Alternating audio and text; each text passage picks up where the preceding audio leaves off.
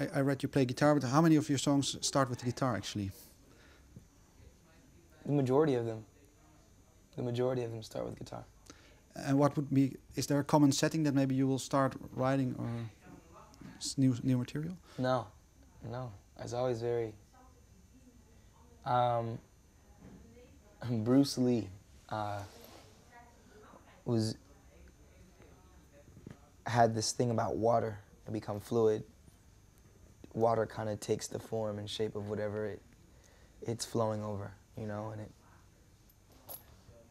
I suppose as a musician I would love to be that way, you know, to kind of be able to adapt to whatever circumstance, setting, you know what I mean, so that I can become vulnerable enough to create soulful music, you know. Because I read, and maybe that you have quite a list of people you work with already for this album, and a lot of people with heaps of experience. Do you sometimes feel intimidated a little bit by, or yeah, their experience maybe in certain ways, or do they support you in maintaining the soul? You think? I suppose I could be, you know, but you know, what's really cool about confident musicians and musicians who create with the purpose of, for the sake of music, you know what I mean? It's not egotistical. I'm not walking in with an ego, and they're not walking in with an ego. It's about the music. Did you have to learn that? I mean, set your ego aside a little bit? I suppose early on, you know, and it's something you learn quick. It's not something, I mean, if you don't learn it quick, you won't have a, you know, you won't stand a chance, really. It won't last long. There's no time, yeah, there's no time for that. But I suppose that's something that you learn in adolescence, you know, through adolescence, whatever it is you do, especially when you're passionate about something. Yeah, a few more questions. Yeah, your previous album was actually already written in 2007, so you had actually a lot of time to work or write maybe, I think, songs for this record.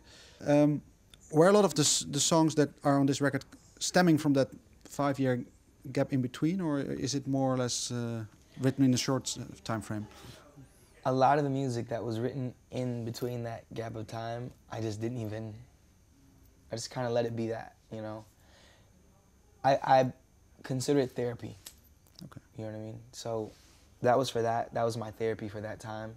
But it was important for me to release music that was true to me now, so that people could get some kind of real idea of who I am and my perspective, you know?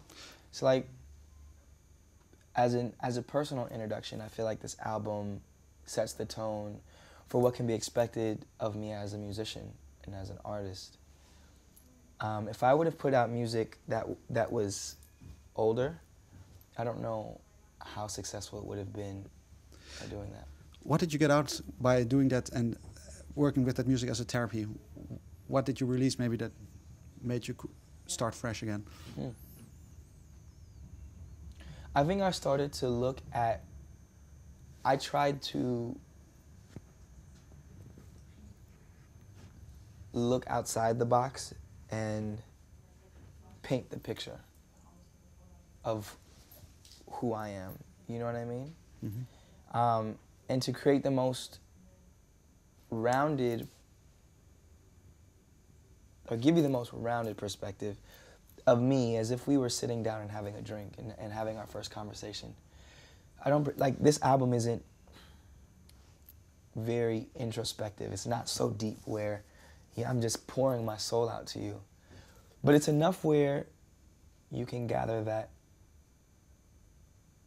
I'm a regular human being, and I think about other things than sex and romance. Is that also where the title comes from, or has a connection with? I mean, I suppose Kaleidoscope Dream is a phrase for life, you know. Everyone has their own kaleidoscope dream. This one is just mine, you know. Okay. One last question: is there an artist, a certain artist that you would like to work with in the near future, that maybe he or she doesn't know yet, but you would like to? There's a few, man. There's a few. I was just saying this, Florence Welsh from Florence and the Machine. I love her. I would love to work with her. Jack White. I'd love to work with Jack White. Andre 3000, Kanye West. I could go on forever, man. Let's stick to the few. Yeah, then. that's cool. Yeah. Thank you very much for your time. Thank you, man. Appreciate you.